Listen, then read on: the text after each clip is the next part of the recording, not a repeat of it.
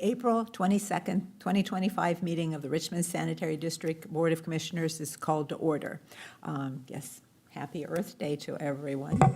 The first item of business is to receive quotes for 3-yard containers. And I think we have one. Just one. We've pretty much been using the same company for years on that, I would assume.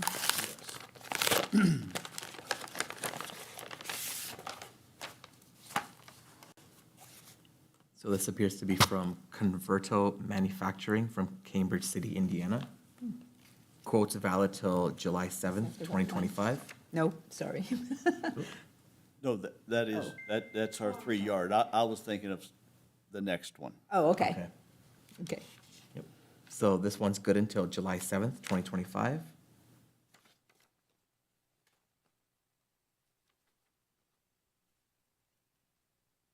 So bid here is for Richmond Sanitary District will purchase approximately 100 containers per year. For 2025, the total amount, or I'm not sure if it's per unit or it's total, it's $759.50. Or sorry, excuse me, price per container, $759.50. Price per container 2026, $835.45, which represents a 10% increase. Price per container for 2027, $944.05, which represents a 13% increase.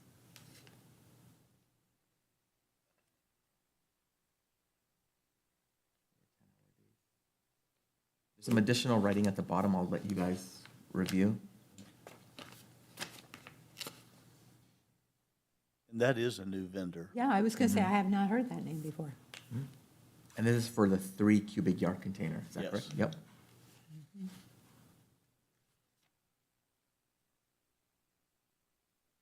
So you'll have to make sure that they will work with our equipment. Yes, yeah, we'll go through and make sure, yeah. I think Randy Wright, our solid waste manager, is the one sent those out, but we sent it out to our other vendors that we normally have used in the past, and we're not sure. Right, Okay, There's a certificate of liability at the back. okay. and we will pass that along for a recommendation at a later meeting. The next item of business is to receive quotes for household hazardous waste collection, and we have 2. for that one.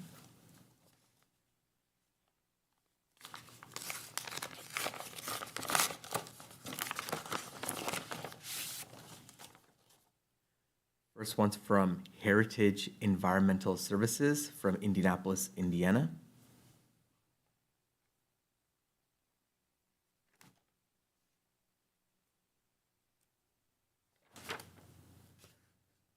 There's multiple, For there's each different item. amounts per each item. Yeah, They do have certificates of liability insurance.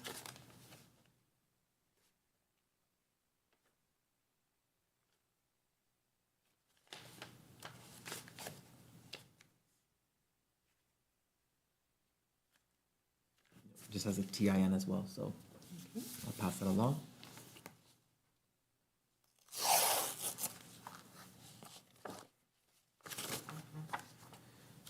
Second one's from Arkwood Environmental LLC, also from Indianapolis, Indiana.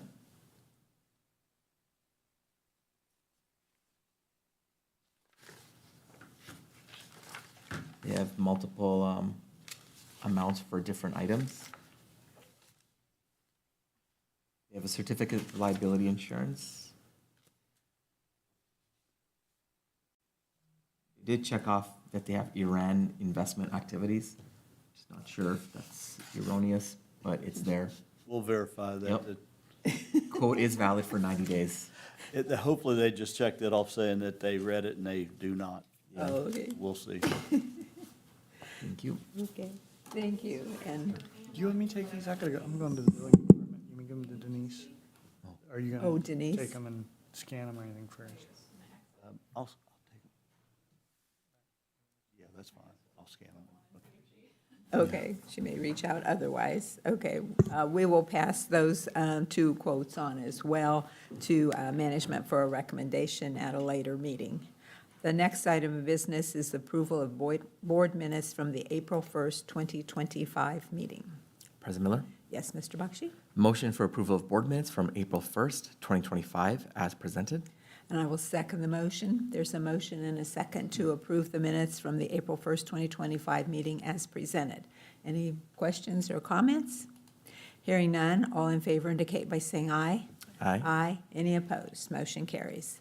The next item of business is approval of invoices from check dates March 28th, April 4th, and 11th of 2025. President Miller, Yes, Mr. Bakshi? motion for approval of invoices from check dates March 28th, April 4th, and 11th, 2025.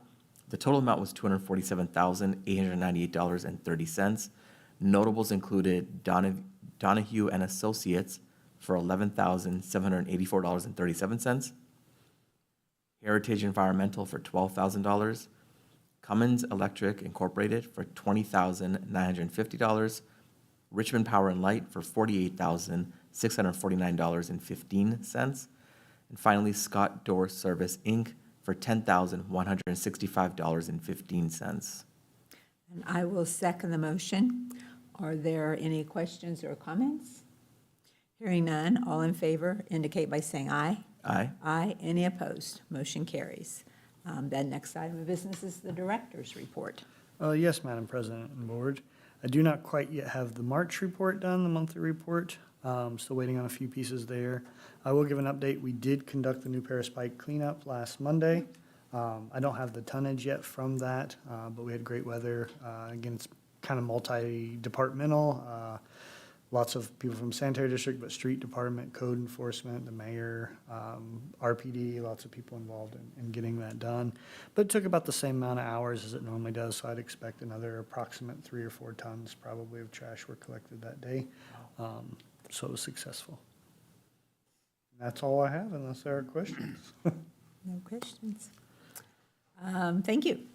Then that takes us to the discussion of street department topsoil. Yes, Madam President and Board.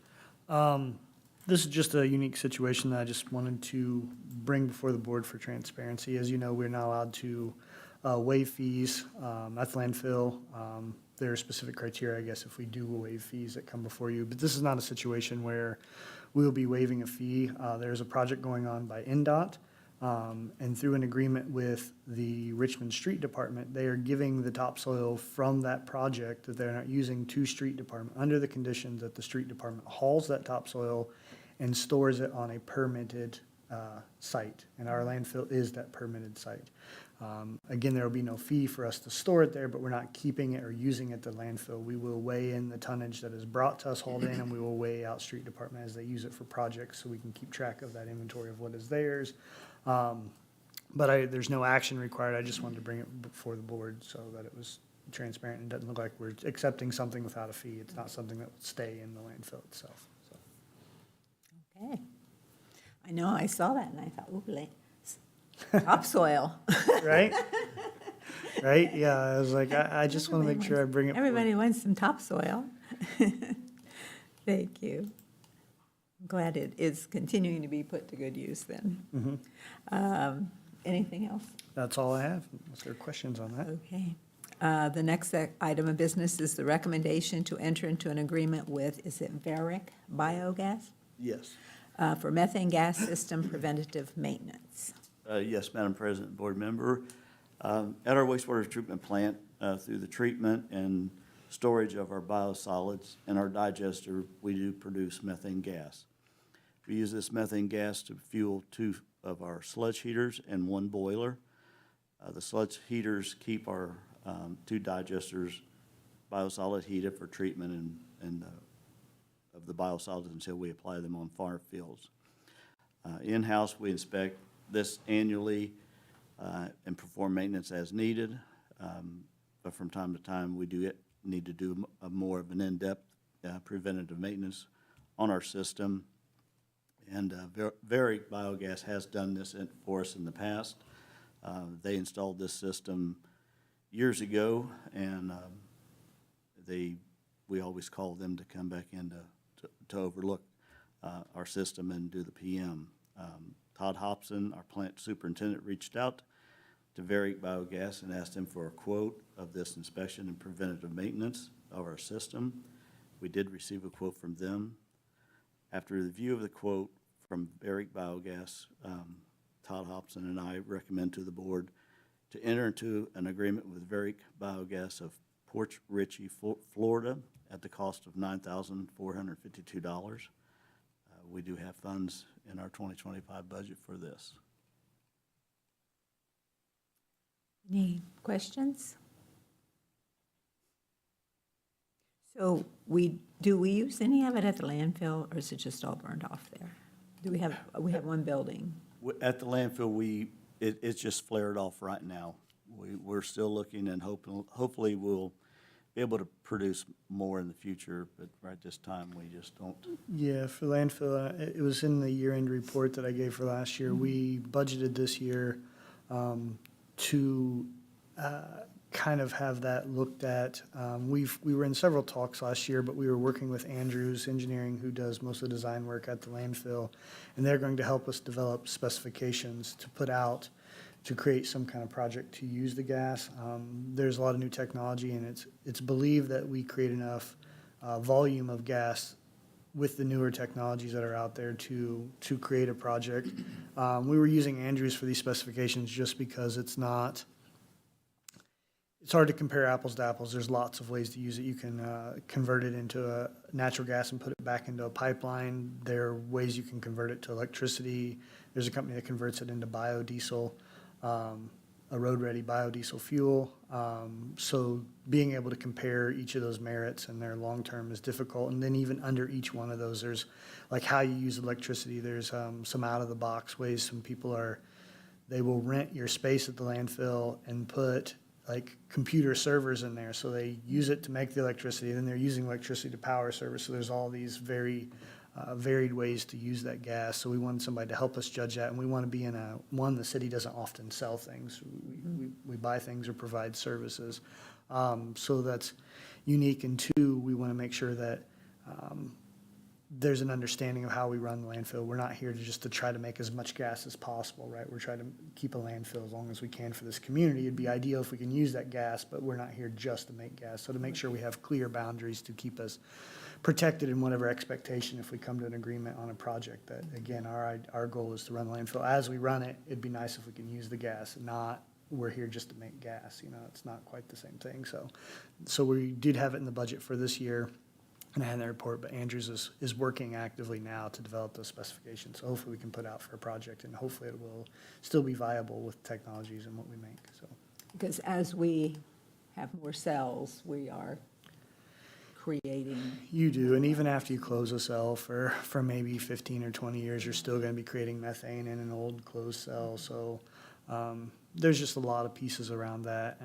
EPA is we're looking to, and they may still be actively pressing that, but they were kind of driving towards organics being diverted out of a landfill. But that would, even if we put a project in, any infrastructure should last for all the methane that's still going to be created, even if we did divert methane. And then I have some questions out to the EPA, like, is diverting it more useful than if I have a program to reuse the methane? Mm-hmm. Should I still divert if I have a program to reuse the gas versus trying to, overall carbon efforts? So that question had not yet been answered. So there's still a lot of pieces up in the air to that, but yes. Thank you.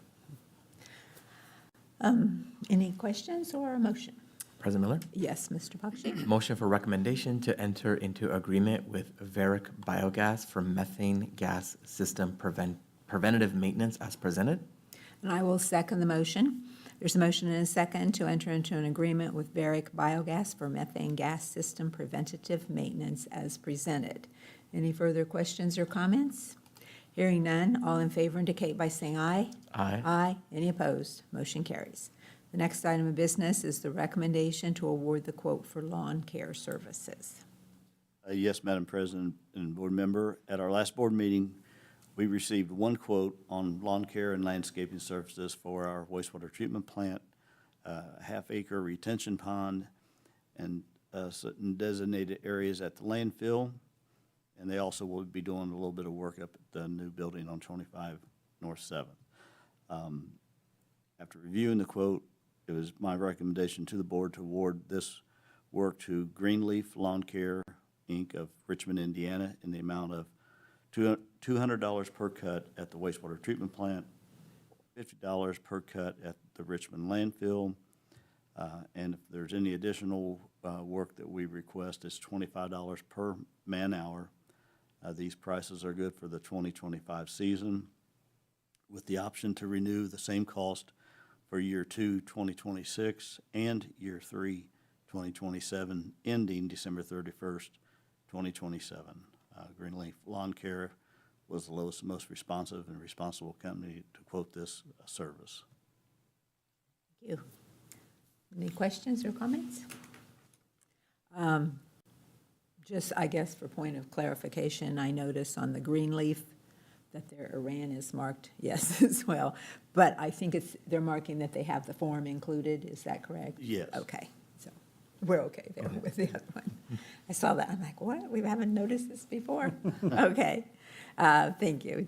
I just wanted to make sure that the Yes. other company was not out there as having activities that were inappropriate. I will entertain a motion.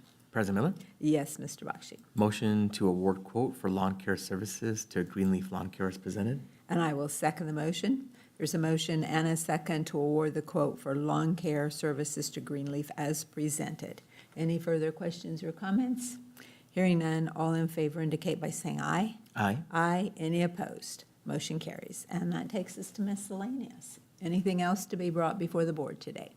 I have just a general question. Yes. For 2025, have we seen a drop in the number of responses to the bids that are going out there? We have, and partly is because bids have came in, has been mailed back to us late. We try to get the bids out at least, I think we have to have them out at least 10 days before bid open. We try to get them out at least 2 weeks. Some of the vendors have told us that they'll get it like the weekend before if it's due on Tuesday, or they'll get it maybe Friday or Saturday. I'm not sure what to do. I've talked to law. I would like to be able to email Yes. this to And them so they would get And I them. have some information. I was working last year, the year before, on a digital bid process. And law did agree that it could be done. Finance would have to change their SOPs and how they, basically create an internal control policy for it and do that. And I know that was partially why they purchased BSNA. It has some ability to track that, the overall budgeting software as well. I touched base with Kara 2 weeks ago down in finance.